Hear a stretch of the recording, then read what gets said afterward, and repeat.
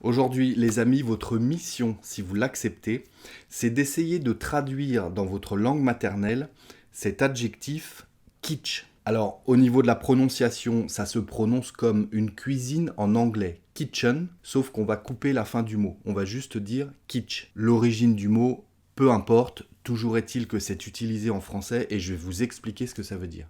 Quelque chose qui est kitsch, c'est quelque chose qui est démodé, quelque chose qui est laid par rapport aux critères du moment.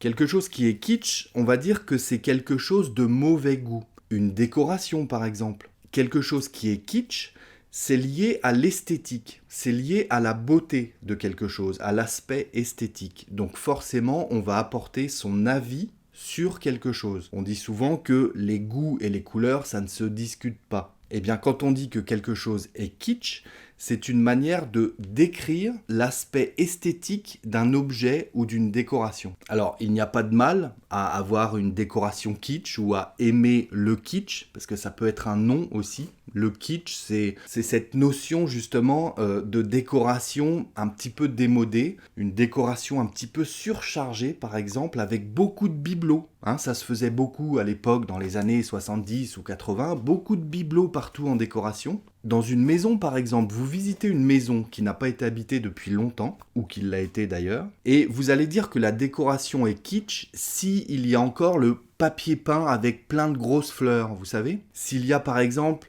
les meubles en plastique des années 70, il y en a beaucoup qui aiment ça et ça revient à la mode, mais aujourd'hui on peut dire que c'est kitsch. Quelque chose de kitsch, c'est souvent lié au dosage de quelque chose. Un exemple, les couleurs fluorescentes dans les années 80. Le jaune fluo, le bleu fluorescent, le vert fluorescent, le rose fluorescent. Aujourd'hui, si vous mettez un bandeau dans les cheveux jaune fluorescent, pourquoi pas? Mais si vous mettez en plus un short vert fluorescent, des chaussettes bleues fluorescentes et un top rose fluorescent, c'est un peu trop, ça va faire kitsch. Donc cette notion est un petit peu en décalage par rapport aux critères de mode du moment. Une peinture kitsch, par exemple, une voiture avec plein de fleurs dessinées dessus, c'est un petit peu kitsch. Alors ça peut être volontaire, ça peut être involontaire. C'est souvent avec une touche d'humour qu'on va décorer quelque chose d'une manière un petit peu kitsch. Mais encore une fois, c'est une histoire de goût.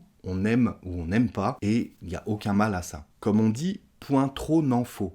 Ça veut dire que quand c'est surchargé, quand c'est une décoration un petit peu exagérée dans une tendance, que ce soit une couleur, que ce soit des objets, mais en grande quantité, on va dire que c'est kitsch. Alors sauriez-vous traduire ce mot, cette notion dans votre langue maternelle? Et j'attends évidemment un exemple dans les commentaires. Qu'est-ce que vous trouvez kitsch? Je compte sur vous les amis pour trouver la meilleure traduction et je vous dis à très bientôt.